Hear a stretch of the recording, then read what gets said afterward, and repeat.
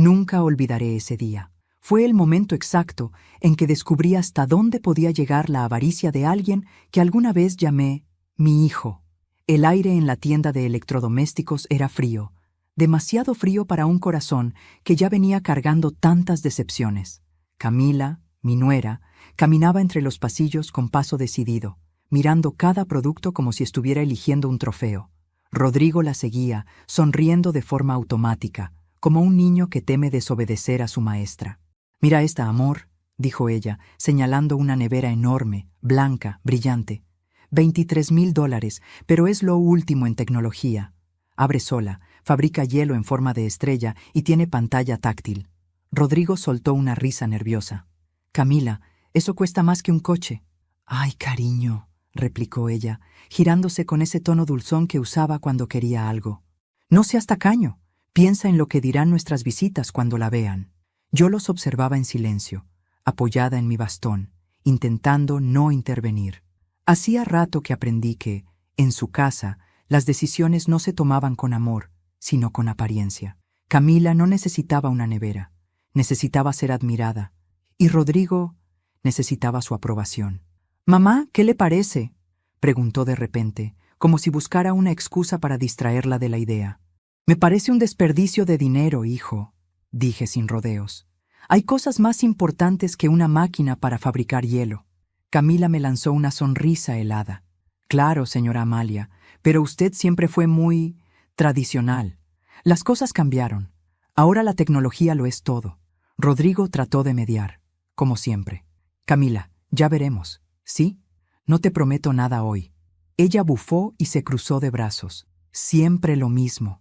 Eres igual que tu madre. Todo lo piensas demasiado». Sentí el golpe en el pecho, no por la ofensa, sino por la verdad escondida detrás. Mi hijo ya no pensaba por sí mismo. Salimos de la tienda sin comprar nada, pero con la tensión colgando en el aire como un hilo invisible. Camila caminaba delante, mirando el celular, ignorándonos. Rodrigo se quedó atrás conmigo, intentando justificarse. «Mamá, ¿sabes cómo es ella? Solo quiere mejorar la casa». «¿Y tú?», pregunté. «¿Tú qué quieres, Rodrigo?» «Quiero paz», respondió con un suspiro. «A veces ceder es más fácil». Me quedé en silencio. En su voz escuché cansancio, pero también cobardía. Y fue entonces cuando ocurrió algo que cambiaría todo. Frente al estacionamiento, Camila se detuvo y dijo con un tono dulce, pero calculado: «Amor, ya que estamos aquí, ¿por qué no pagamos la reserva ahora? Así la nevera no se agota». Rodrigo vaciló. «No traje efectivo». «Usa la tarjeta de tu madre», dijo ella, sin mirarme siquiera. «Total, siempre dice que todo lo suyo es para la familia». Mi corazón se encogió. Rodrigo me miró con incomodidad. «Mamá, ¿puedo usarla? Te devuelvo el dinero la próxima semana». «Claro, hijo», respondí, sin dudar. No porque confiara en él, sino porque quería ver qué pasaría. Metí la mano en mi bolso, buscando la billetera. Pero cuando lo abrí, Rodrigo se adelantó y lo tomó él mismo. «Déjame, mamá. Te cuesta encontrar las cosas», dijo, forzando una sonrisa. Y entonces lo vi detenerse. Su rostro cambió por completo. Pasó de la prisa a la confusión, y de la confusión al miedo. Sus dedos temblaron. ¿Qué es esto?», susurró. Dentro del bolso, junto a la billetera, había un sobre manila, con su nombre escrito a mano. Rodrigo lo abrió lentamente. Camila se acercó, curiosa.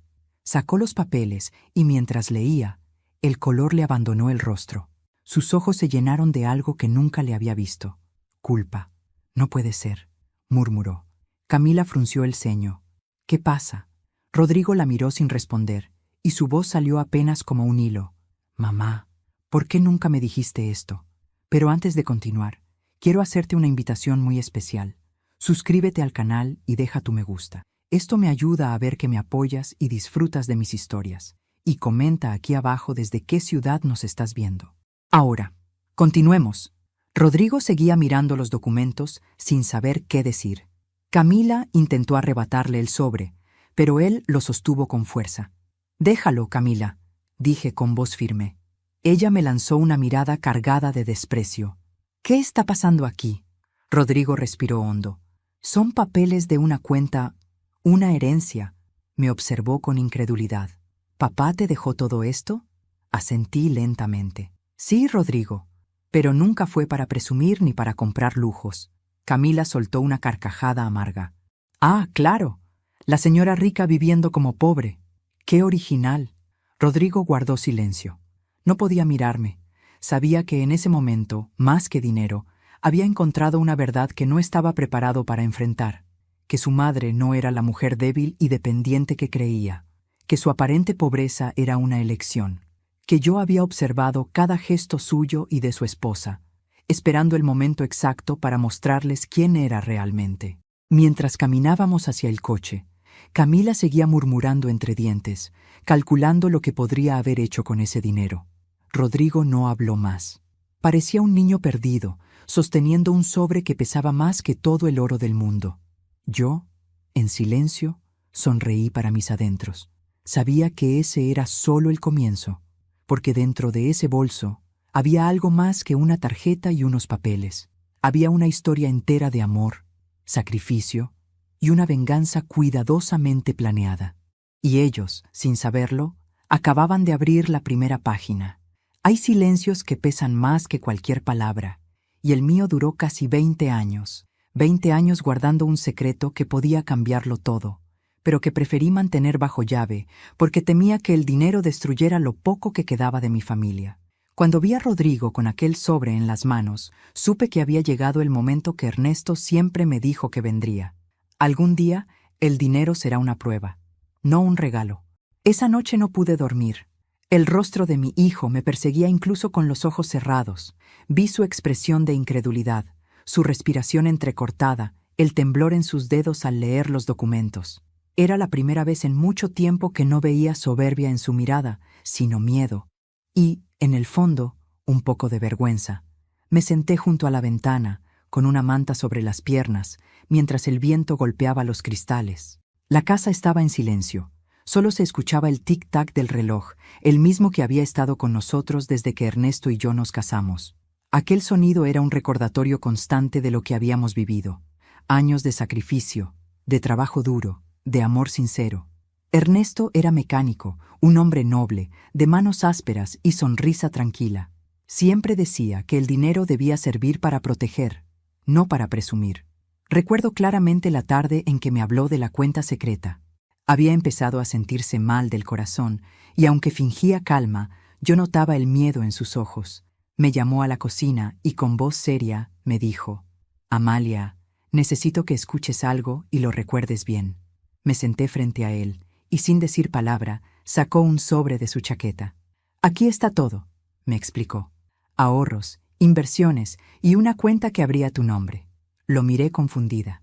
«¿Por qué a mi nombre?» «Porque te conozco», me respondió con una sonrisa triste. «No malgastarás ni un centavo, y sabrás cuándo usarlo». Me quedé callada. Él me tomó la mano con ternura. «Este dinero no es para Rodrigo, no mientras no aprenda el valor de las cosas». «¿Y si nunca lo aprende?», pregunté, con el alma encogida.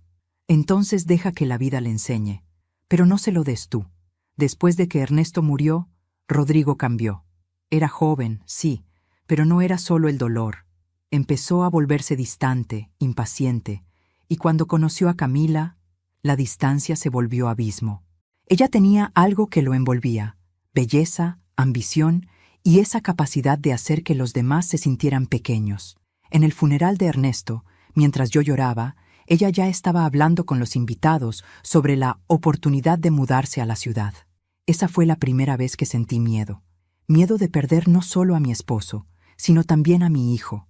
Los meses pasaron y Rodrigo casi no venía a verme. Cuando lo hacía, siempre traía excusas: que el trabajo, que los gastos, que Camila estaba enferma.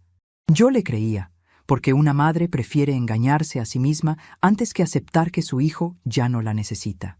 Una tarde, sin previo aviso, apareció con una sonrisa nerviosa y un pedido inesperado. «Mamá, necesito un préstamo». «¿Para qué?» «Para un negocio». Supe que mentía. Camila estaba detrás de él, fingiendo distraerse con los adornos del salón. «No tengo dinero, hijo», mentí. Vi la decepción en sus ojos, pero también la sospecha. «¿De verdad, mamá?». dijo con una frialdad que me heló el alma. Siempre fuiste buena ahorrando. Sí, para los entierros, le respondí con ironía. Se marchó sin despedirse, y ese fue el día en que entendí que ya no era mi niño. Era un hombre con el rostro de mi hijo, pero con el corazón endurecido por la ambición. Pasaron los años. Camila y él se casaron, y supe que no me habían invitado a la boda hasta que vi las fotos en las redes. Posaban sonrientes frente a una iglesia enorme, rodeados de flores, con una descripción que me desgarró. Gracias a Dios por darnos todo lo que merecemos, todo lo que merecen, pensé. ¿Y qué merecía yo? El silencio, la soledad, las llamadas cortadas a mitad de palabra. A veces me llamaban solo para pedirme ayuda con los gastos, nunca por cariño, nunca por amor. Yo seguía viviendo en mi pequeña casa, regando las plantas que Ernesto había sembrado. Cada tarde, al caer el sol, me sentaba frente a su retrato y le hablaba. Le contaba mis días, mis miedos y, sobre todo, mi culpa. Culpa por haber criado a un hijo que solo veía el valor de las cosas, pero no el valor de las personas. Hasta esa mañana en la tienda, cuando lo vi tomar mi bolso sin pedir permiso, cuando abrió aquel sobre, cuando la verdad que había dormido durante 20 años despertó frente a sus ojos, y comprendí, al ver su rostro, que el destino había hecho su parte. Era hora de hacer la mía. Esa noche, antes de dormir, saqué el sobre que aún guardaba una segunda carta. Era de Ernesto. La abrí lentamente, con el corazón latiendo como si tuviera 20 años de nuevo. Amalia, si estás leyendo esto, es porque el tiempo ha cumplido su promesa. No tengas miedo de ser justa, aunque te duela. Recuerda, lo que se da sin alma se pierde. Y lo que se guarda con propósito, algún día salvará algo más grande que el dinero. Cerré la carta y la guardé junto a la foto de nuestro aniversario. Miré al cielo por la ventana y dije en voz baja: te prometo que haré lo correcto, Ernesto, pero esta vez no lo haré por ellos, lo haré por mí. Nunca me gustó comer en silencio.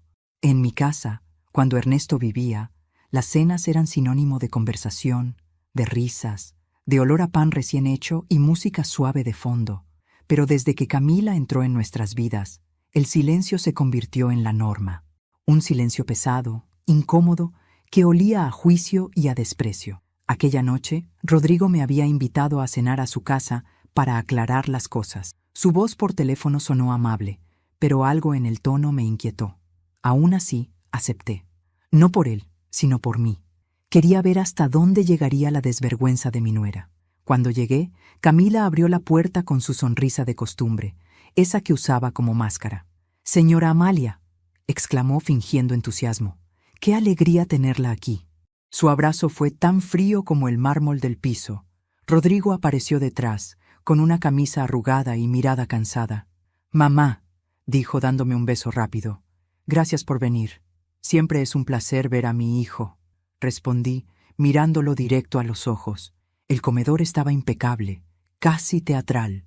La mesa cubierta con un mantel blanco, copas relucientes, velas encendidas. Todo tan perfecto, tan falso. Camila había preparado un banquete que no tenía alma. Comida cara, sin sabor, sin amor. Y en medio de aquella escenografía, yo sentía que el aire podía cortarse con un cuchillo. Nos sentamos. Camila sirvió el vino y comenzó a hablar como si nada hubiera pasado. «Entonces, señora Amalia, Rodrigo me contó que usted tenía algunos ahorros guardados». Su tono era amable, pero sus ojos brillaban con codicia. «¿Ah, sí?», dije con una sonrisa leve. «Qué curioso, yo no recuerdo haber hablado de eso». Ella soltó una risa breve. «Ay, bueno, ya sabe cómo son los hombres. A veces cuentan cosas sin querer». Rodrigo bajó la mirada, avergonzado. Yo no dije nada. Sabía que cualquier palabra mal dicha sería usada contra mí, así que me limité a observar. Camila se acomodó el cabello, tomó un sorbo de vino y continuó. «Debe ser difícil, ¿no? Guardar tanto dinero tantos años. Yo no podría. Me volvería loca pensando en todo lo que podría comprar». El tenedor se me detuvo en el aire. La miré sin prisa. «Yo no guardé dinero, Camila. Guardé dignidad». Ella fingió no entender. «¿Dignidad? Sí, hay cosas que el dinero no puede comprar, aunque cueste $23,000. Rodrigo me miró, sorprendido. Sabía a qué me refería. Camila apretó los labios, pero siguió sonriendo. Bueno, señora, no todos tenemos su filosofía. En esta vida, o se tiene o no se tiene. Exacto, respondí. Y créeme, Camila, hay quienes tienen de todo, menos vergüenza. El silencio cayó como una piedra. Rodrigo tosió, nervioso. Camila bajó la vista, pero su orgullo no le permitió quedarse callada. No quiero sonar grosera, pero a veces pienso que usted no confía en nosotros. No, no pienso eso, respondí con calma. Lo sé. La cena siguió en un ambiente tenso. Camila intentaba mantener la conversación, pero cada palabra suya estaba llena de veneno disfrazado de cortesía. Yo solo la escuchaba, dejando que hablara más de la cuenta. Cuando una persona soberbia cree tener el control, termina revelando lo que realmente es. De pronto, Rodrigo interrumpió. «Mamá, no quiero que pienses que te usamos». «No lo pienso, hijo», dije, mirándolo fijo. «Lo sé». Sus hombros se hundieron. Camila lo tomó de la mano, fingiendo ternura.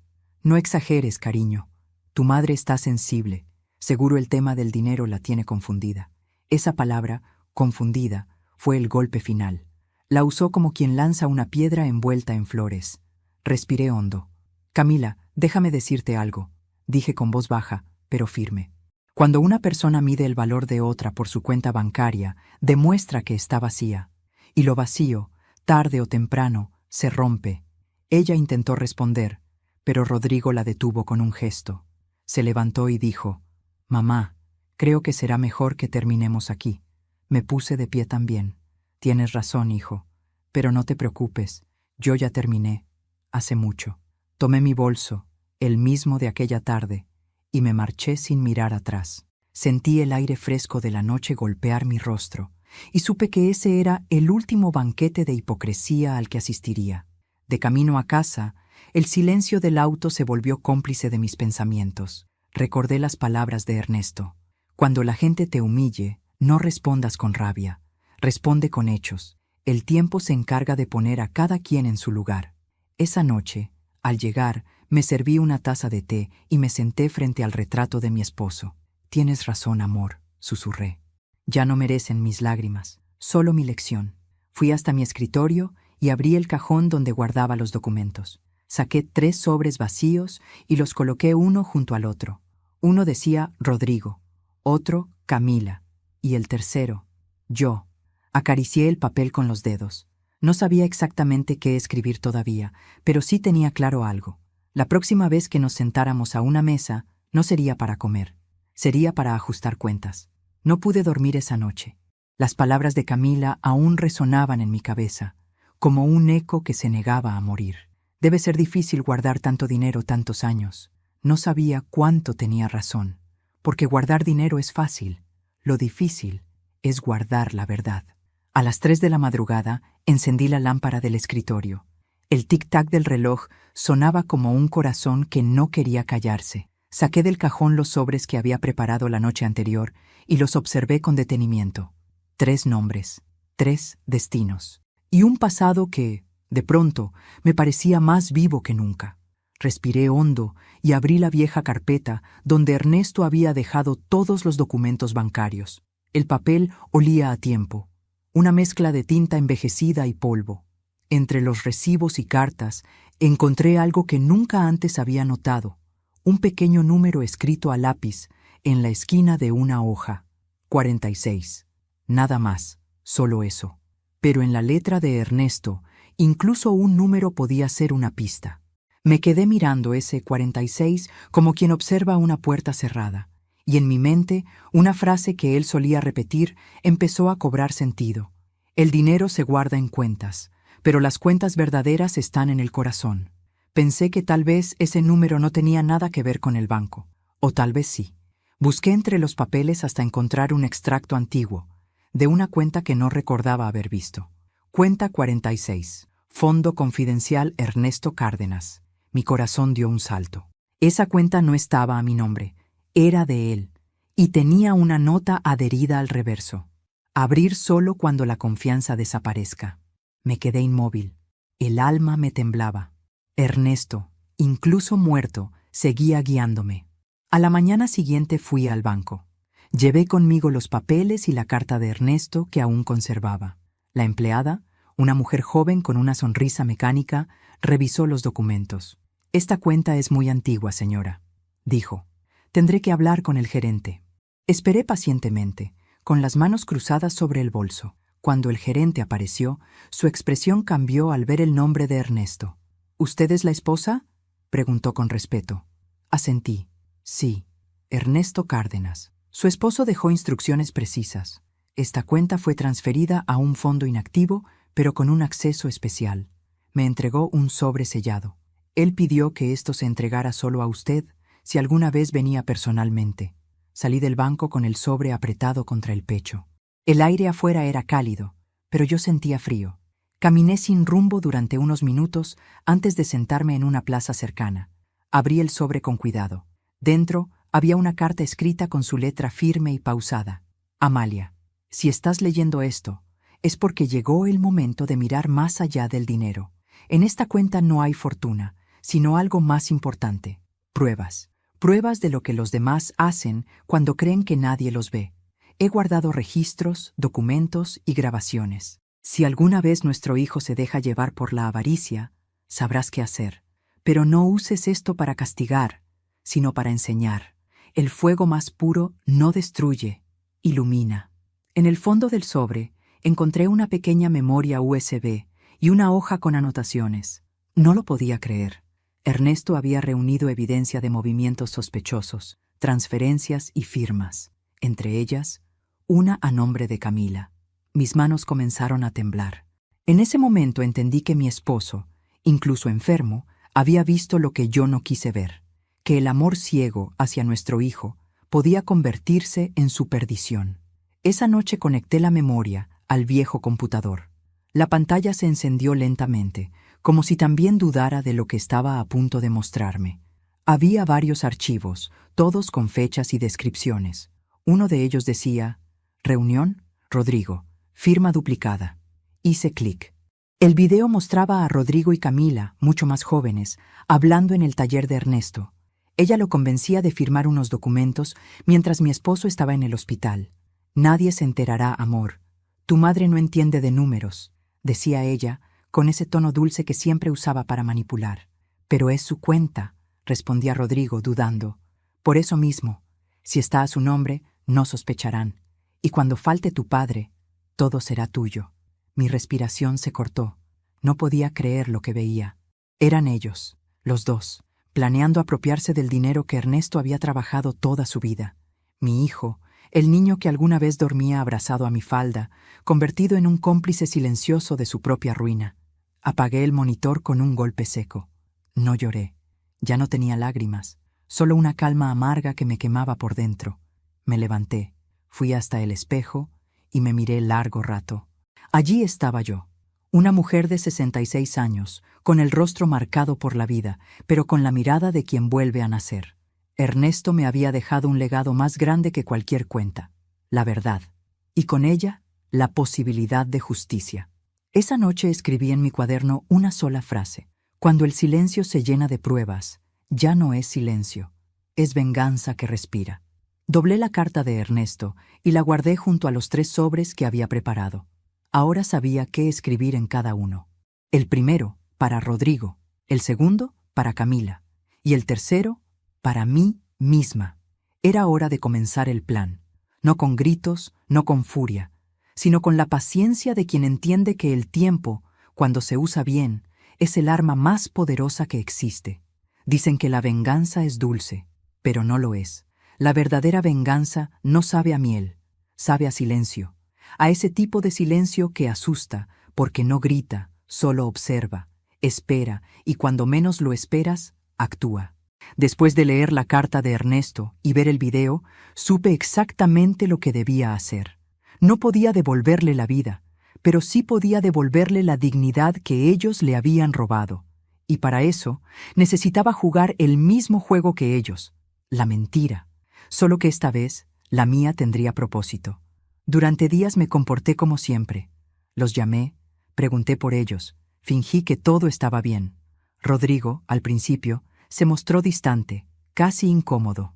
Camila, en cambio, volvió a su papel favorito, la nuera atenta. «Señora Amalia, ¿cómo sigue de la presión?», preguntaba con voz melosa. «Mejor, hija», le respondía con una sonrisa, «pero a veces me siento muy sola». Esa palabra, sola, siempre abría puertas. Ella sabía usarla, y ahora yo también. Una tarde, vino a visitarme con un pastel. Habló durante 1 hora sobre lo caro que estaba todo, lo difícil que era mantener su casa y lo generosa que yo siempre había sido. Yo la escuchaba, tomando mi té, como quien observa una araña tejiendo su tela. «¿Sabe, señora Amalia?», me dijo finalmente. «Rodrigo está preocupado. Tenemos que cambiar la nevera, el lavavajillas, todo. Pero con los precios de ahora...». «Ay, hija», interrumpí con voz débil, «yo ya no tengo mucho. A veces hasta olvido dónde guardo mis cosas». «¿De verdad?», preguntó, fingiendo sorpresa. Asentí. «Sí. Incluso creo que perdí mi tarjeta. No sé si alguien la tomó». Ella trató de disimular el brillo en sus ojos. «¿Y no cree que se la haya llevado algún empleado del banco?». «No sé, Camila, pero si la encuentras puedes usarla para pagar algo que necesites». Ahí estaba, el anzuelo, y ella mordió sin dudar. Esa noche llamé a Rodrigo. «Hijo, ¿podrías pasar por casa mañana? Necesito ayuda con unos papeles». «Claro, mamá». Su tono fue seco, pero no sospechoso. Sabía que vendría. El remordimiento aún lo mantenía atado a mí, aunque no lo admitiera. Pasé la noche preparando la escena con precisión. En la mesa dejé mi bolso abierto, con la billetera a la vista y un sobre sobresaliendo ligeramente. No el original, por supuesto. Dentro había una copia de los papeles falsificados por ellos mismos, con fechas que los incriminaban, y una carta breve escrita por mí. El que miente por dinero se condena 2 veces, cuando lo roba y cuando lo niega. Al día siguiente, el timbre sonó puntual. Rodrigo entró, serio, con la mirada baja. «Mamá, Camila no pudo venir», dijo. «No te preocupes», respondí. «Esto es entre tú y yo». Le ofrecí café. Durante unos minutos hablamos de cosas triviales, el clima, su trabajo, la vida en la ciudad, pero él no podía evitar mirar el bolso. Era como si lo atrajera una fuerza invisible. Y finalmente lo hizo. Abrió la cartera y vio el sobre. Sus dedos temblaron. Cuando lo leyó, palideció. «¿Qué es esto, mamá?». «Eso deberías preguntártelo tú, hijo».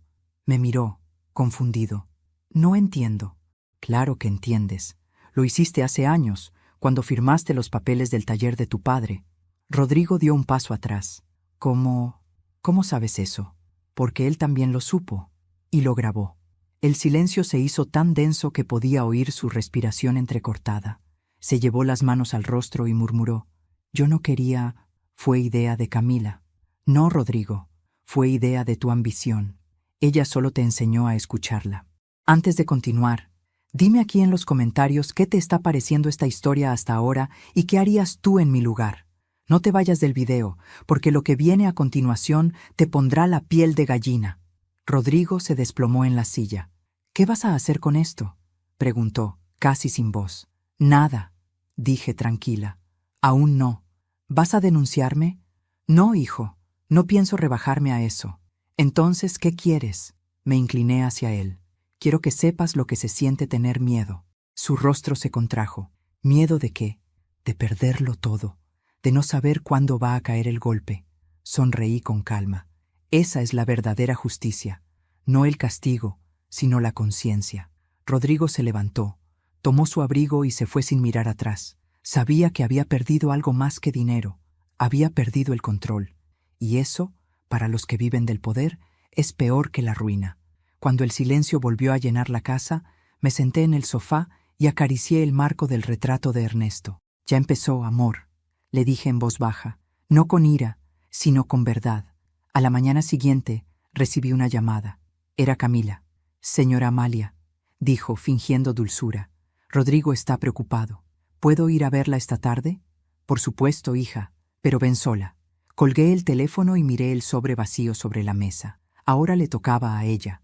Mi juego no había hecho más que comenzar.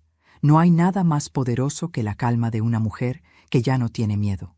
Esa fue la frase que me repetí mientras preparaba la mesa esa noche. El mantel blanco, las copas de cristal, las velas que Ernesto me había regalado en nuestro último aniversario. Todo debía verse perfecto, no por vanidad, sino porque sabía que esa sería mi última cena con ellos.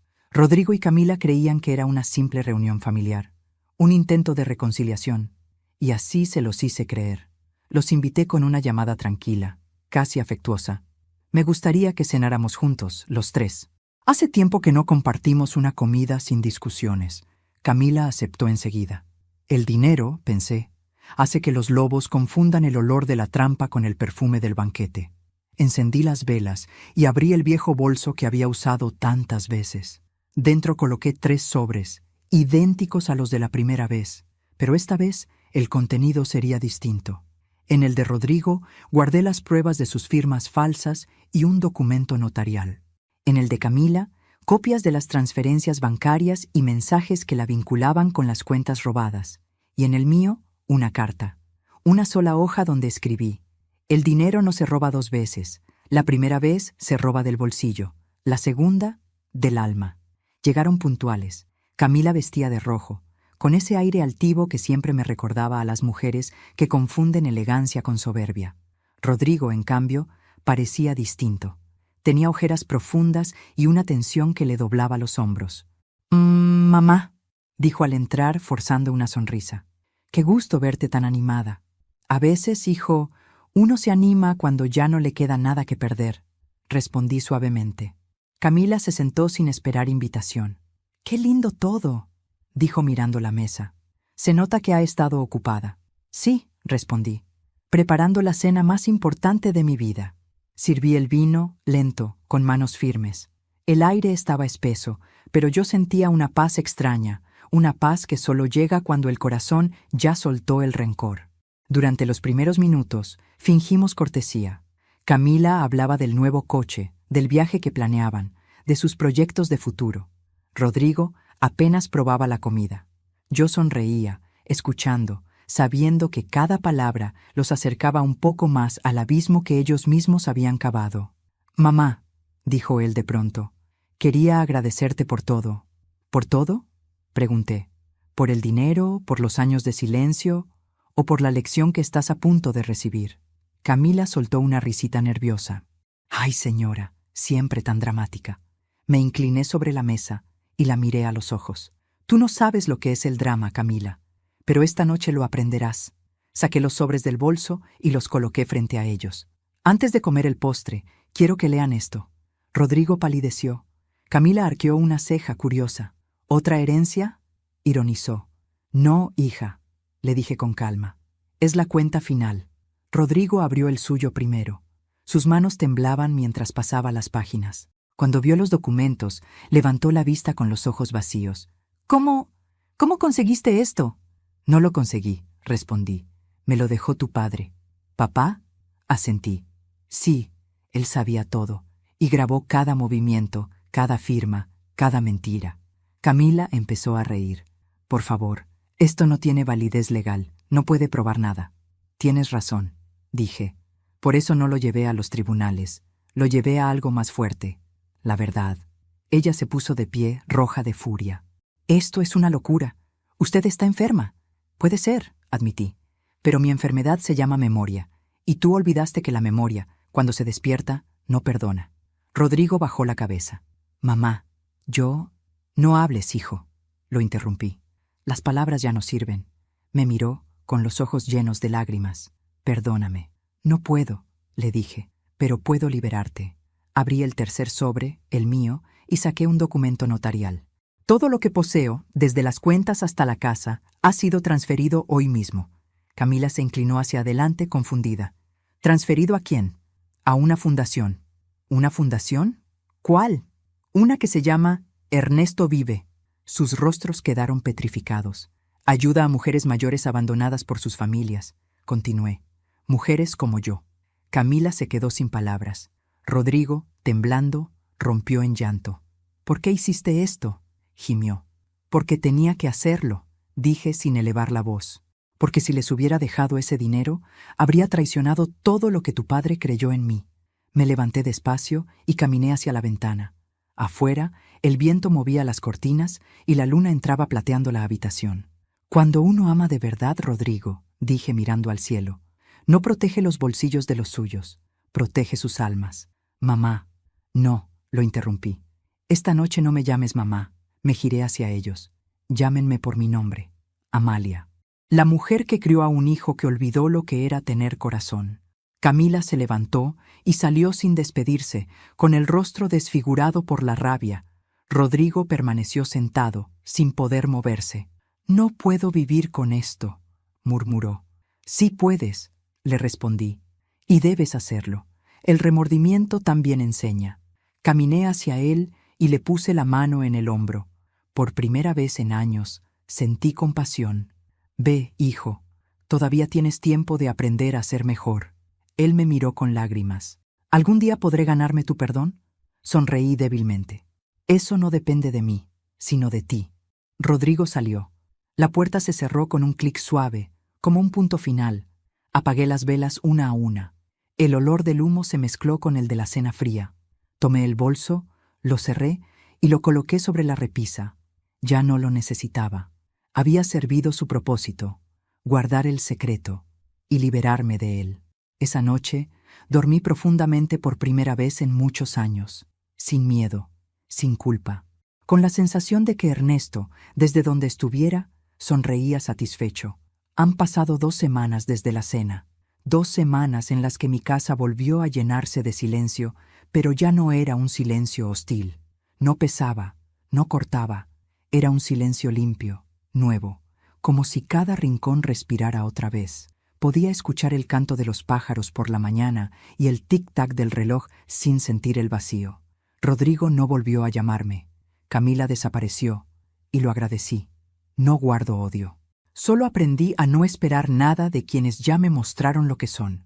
Una tarde, mientras organizaba los papeles de Ernesto, encontré algo extraño en el fondo del cajón del escritorio.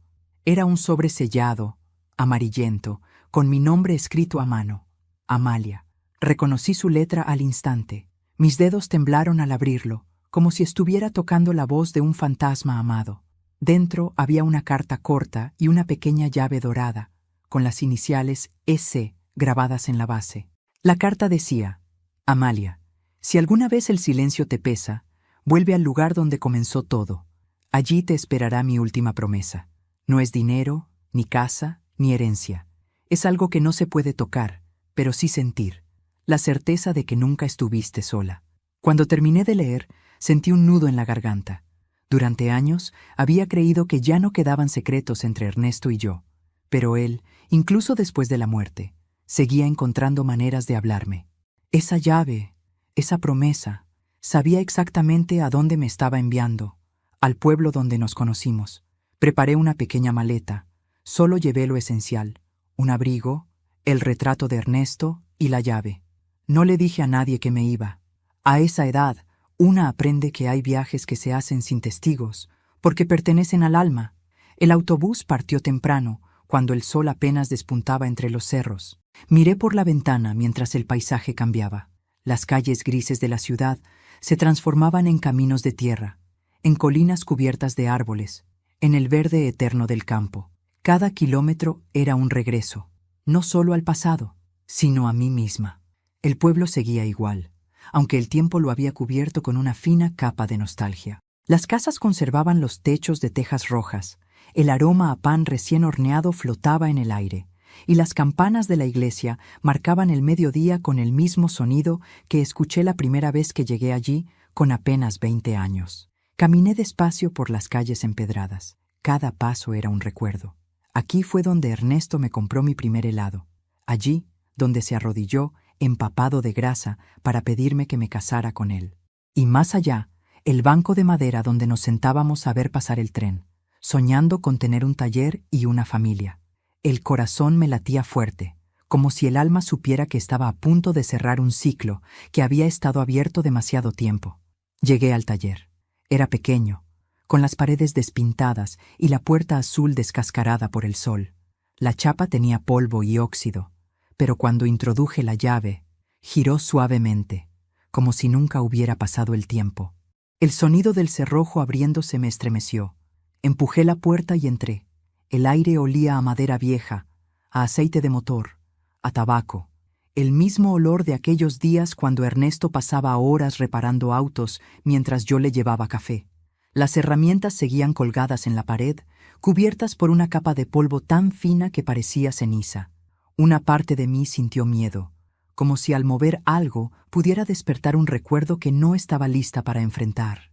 En el centro del taller había una mesa de trabajo.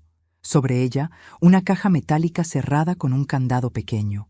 La llave dorada encajaba a la perfección. La giré y la tapa se levantó con un leve chirrido. Dentro había una carta doblada, un medallón de plata y un pequeño sobresellado. Mis ojos se nublaron de lágrimas antes de poder leer una sola palabra. El medallón tenía grabadas nuestras iniciales y al abrirlo vi una foto antigua. Ernesto, yo y Rodrigo, cuando era apenas un niño, los tres abrazados, sonrientes, con las manos manchadas de grasa del taller. Una imagen simple, pero con más valor que cualquier fortuna. Tomé la carta y la abrí despacio. La letra de Ernesto era clara, firme, pero cada trazo parecía latir. Amalia, si estás leyendo esto, es porque la vida te puso a prueba. Yo no estaré para ayudarte, pero te dejo algo más fuerte que mis manos, mi palabra. El amor que dimos no se apaga, se transforma. A veces en silencio, a veces en fuerza, a veces en perdón. Si sientes que tu corazón aún arde, no apagues el fuego. Transfórmalo en luz. Perdónalos, Amalia, aunque no lo merezcan. No por ellos, sino por ti. Porque mientras guardes rencor, seguirás atada a lo que te hizo daño. Libérate, mi amor. Yo te estaré esperando donde el agua toca el cielo. Las lágrimas me empañaron la vista. Cada palabra era una caricia, una despedida y una guía. Ernesto sabía que llegaría este momento. Sabía que mi alma necesitaría ese empujón final para soltar el dolor. Guardé la carta y el medallón junto al corazón y salí del taller. El aire afuera era fresco y el viento movía las ramas de los árboles como si saludara. El camino hacia el río seguía igual, bordeado de piedras, cubierto de hojas secas. A cada paso, los recuerdos me golpeaban con dulzura. Llegué al borde del río y me senté sobre una roca. El agua corría lenta, brillante, arrullando los sonidos del bosque. Allí, hacía más de 40 años, Ernesto me había tomado de la mano y me dijo: «Si algún día ya no me encuentras, busca aquí. El agua guarda lo que el tiempo no puede borrar». Saqué el medallón y lo abrí otra vez. La foto reflejó la luz del atardecer. Por un instante, vi nuestras tres figuras moverse, como si el río las hiciera cobrar vida. Me invadió una paz tan profunda que apenas podía respirar. Cerré los ojos y susurré: «Lo logré, Ernesto. Perdoné, aunque me dolió. Sobreviví, aunque a veces quise rendirme. Y ahora sé que el amor que sembraste sigue aquí, creciendo entre las cenizas». El viento sopló más fuerte.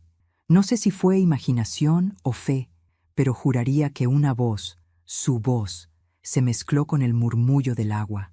No era venganza, Amalia, era justicia con amor. Me quedé allí hasta que el sol empezó a caer detrás de los cerros. El cielo se pintó de naranja y violeta, y el río reflejaba esa luz dorada que parecía venir de otro mundo. Por un momento, sentí que el tiempo se detenía. Todo estaba en su lugar: el amor, el dolor, la pérdida y la paz. Saqué de mi bolso el pequeño sobresellado que estaba dentro de la caja. En el frente, una palabra escrita por Ernesto: «Ahora». Lo abrí. Dentro había una hoja con coordenadas y una frase: «Terreno registrado a nombre de A. Cárdenas, tu refugio junto al mar». No lo podía creer. Ernesto me había dejado un terreno, un lugar para comenzar de nuevo. No una herencia de dinero, sino una herencia de libertad. Volví al pueblo esa misma noche y tomé el último autobús de regreso. Durante el trayecto, miré la luna reflejada en el vidrio de la ventana. Pensé en todo lo vivido, en cada lágrima, cada silencio, cada cicatriz que ahora se sentía ligera. La vida, comprendí, no me había quitado nada, solo me había enseñado a mirar de otro modo. Al llegar a casa, encendí una vela frente al retrato de Ernesto. La llama bailaba suave, reflejando su sonrisa. Tomé el medallón, lo coloqué sobre la mesa y susurré: Gracias por dejarme las llaves, amor. Las del taller, las del corazón, las del perdón. El viento entró por la ventana abierta, moviendo las cortinas. Olía a tabaco, y entendí. Él estaba allí, no en cuerpo, sino en todo lo que me rodeaba. Apagué la vela con los dedos, sin miedo. El humo ascendió lento, como un suspiro. Y por primera vez en muchos años, no lloré por lo que perdí, sino por lo que finalmente encontré. Mi paz. El amanecer de aquel día fue distinto a todos los demás. El cielo no tenía el mismo tono gris que solía cubrir las mañanas en mi barrio, ni los pájaros cantaban con la misma rutina cansada. Era como si el universo hubiera decidido regalarme una tregua silenciosa, suave, después de tantos años de batallas internas. Encendí el fogón, puse a calentar agua y preparé café, como había hecho cada día durante casi 40 años. Pero ese aroma, ese sonido burbujeante, ya no olía a rutina, sino a renacimiento. La carta de Ernesto seguía sobre la mesa, junto al medallón y la llave. 3 objetos, 3 símbolos, 3 heridas cerradas. Y frente a ellos, yo, una mujer que había pasado de ser víctima a testigo, y finalmente, sobreviviente. Esa mañana, sin planearlo, me descubrí sonriendo. Sonreí a la vida, a mi reflejo en la ventana, a las arrugas que contaban mejor mi historia que cualquier libro. Por primera vez en años, no sentí culpa por ser feliz. Pasé el día en calma. Barrí el patio, regué las plantas, limpié el retrato de Ernesto. Cada pequeño gesto tenía un sentido nuevo, una dulzura que solo llega cuando uno aprende a mirar sin rencor. Cerca del mediodía, escuché un golpe en la puerta. Un golpe débil, vacilante, como si la persona al otro lado dudara de tener derecho a estar allí. Mi corazón, que había aprendido a mantenerse en calma, dio un salto. Abrí la puerta y allí estaba Rodrigo. No era el mismo hombre de antes. Su rostro había cambiado, sus ojos estaban hundidos, su postura encorvada. La soberbia se le había caído del cuerpo, como si la vergüenza lo hubiera despojado de toda fuerza. Llevaba una flor marchita en la mano. No me habló enseguida. Solo me miró, y esa mirada bastó para entenderlo todo. «Mamá», susurró con voz temblorosa. «¿Puedo pasar?» Asentí sin decir nada. Él entró despacio, como quien teme que un simple paso pueda romper algo sagrado. Se detuvo frente al retrato de Ernesto. Sus ojos se llenaron de lágrimas. «No sé por dónde empezar», murmuró. «He perdido todo. Camila me dejó. Me endeudé. Y lo peor es que perdí el derecho de llamarte madre». No respondí. Lo dejé hablar. Había esperado ese momento durante años, pero cuando llegó, comprendí que el verdadero poder del perdón no estaba en pronunciarlo, sino en escucharlo. Rodrigo se cubrió el rostro con las manos. «Tenías razón», dijo, entre sollozos. «El dinero se acaba, la gente se va, y lo único que queda es la culpa. Cada noche, cuando cierro los ojos, escucho tu voz, y la de papá, ambas diciéndome lo mismo. Recoge lo que sembraste». Me acerqué lentamente y le puse una mano sobre el hombro. Era un gesto pequeño, pero sentí cómo su cuerpo se estremecía. «No quiero que me perdones», dijo. «Solo quiero pedirte una oportunidad para ser mejor». Me costó hablar. Las palabras se formaban despacio, como si tuvieran que abrirse paso entre los años de heridas. «Hijo», le dije con voz suave, «el perdón no se pide, se demuestra. Y tú ya empezaste al venir aquí». Rodrigo alzó la vista, sorprendido. Yo sonreí. «Tu padre decía que el amor verdadero no es el que no se equivoca, sino el que aprende después del error». Él lloró en silencio, como un niño. Lo abracé. No fue un abrazo efusivo ni largo. Fue un abrazo tranquilo, tibio, reparador. El primero en décadas. Después del almuerzo, que cocinamos juntos, entre torpeza y risas nerviosas, nos sentamos en el patio. Le conté del viaje, del taller, del río, de la llave y de la carta de su padre. Le mostré el medallón. Él lo tomó entre los dedos y al verlo, rompió de nuevo en llanto. «Era mi foto favorita», dijo. «Papá me la mostró una vez cuando yo era niño. Dijo que ese día había entendido lo que era la felicidad». Lo miré. «Tu padre tenía razón. Esa foto lo era todo. Y también lo sigue siendo». Rodrigo levantó la mirada y me preguntó, con voz entrecortada, «¿Por qué hiciste lo de la herencia, mamá?» ¿De verdad lo entregaste todo? Me quedé en silencio por unos segundos. Sí, lo entregué todo. Porque no quería que el dinero siguiera siendo una cadena. Preferí que ayudara a quien realmente lo necesitara. Tu padre habría hecho lo mismo. Rodrigo bajó la cabeza. Y yo, dijo, lo habría desperdiciado. Asentí. Por eso todavía tienes tiempo de aprender a construir algo sin él. Porque la riqueza no está en lo que se tiene, sino en lo que se repara. El sol empezó a caer. La luz dorada se filtraba entre las hojas del limonero, tiñendo el aire con ese color que parece decir que todo, incluso lo roto, puede ser bello otra vez. Rodrigo se levantó. ¿Puedo venir a verte otro día? Claro, respondí. La puerta siempre estará abierta, hijo. Me abrazó otra vez, más fuerte, y cuando se fue, sentí que mi alma también se abría. No era el perdón completo, no aún, pero era el primer paso hacia él, y eso bastaba. Esa noche encendí una vela frente al retrato de Ernesto, como hacía siempre. Le hablé en voz baja, como si aún pudiera oírme. Ya ves, amor, todo vuelve a su sitio, aunque tarde. No hay herencia más grande que la paz de saber que hicimos lo correcto. El fuego de la vela titiló, y una brisa cálida recorrió el cuarto. En ese instante lo sentí, su presencia. No una aparición, no un milagro, sino esa certeza silenciosa que llega cuando el alma entiende algo que la mente no puede explicar. El aire olía a tabaco, y supe que estaba allí. Gracias, Ernesto, susurré, por no dejarme caer, por enseñarme que incluso la justicia puede hacerse con amor. Los días siguientes fueron simples, pero distintos. Aprendí a disfrutar los pequeños detalles que antes ignoraba. El sonido del viento moviendo las cortinas, el aroma del pan recién hecho en la esquina, la risa de los niños en la plaza. Cada cosa tenía un brillo nuevo. Y sobre todo, yo también lo tenía. Era como si mi piel, mis arrugas, mis canas, fueran ahora testigos de algo sagrado, la libertad del alma. Comencé a escribir en un cuaderno, algo que Ernesto siempre me insistía que hiciera. No para publicar, no para enseñar, sino para recordar. Escribí todo, la traición, el dolor, el perdón. Y en la última página, una sola frase. El amor duele, sí, pero duele porque cura. Un mes después, Rodrigo volvió. Traía una sorpresa. Mamá, me dijo. Vendí el coche y abrí un pequeño taller.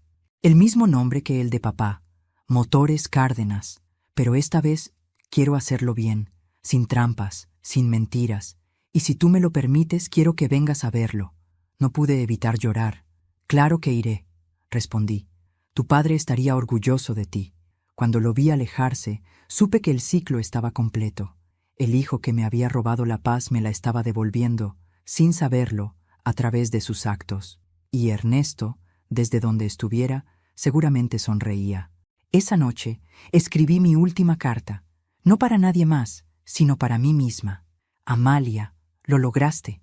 No dejaste que el dolor te convirtiera en lo que te hirió. Supiste detener la herencia del odio y convertirla en amor. La vida no te quitó a Ernesto. Te enseñó a seguir caminando con él en la memoria. Y si alguna vez sientes miedo de nuevo, recuerda esto. Hay amores que no mueren, solo cambian de forma. Guardé la carta dentro del medallón, y antes de apagar la luz, recé. No una oración de súplica, sino de gratitud. Por el amor, por el perdón, por la vida. Esa fue la última vez que lloré, pero no de tristeza.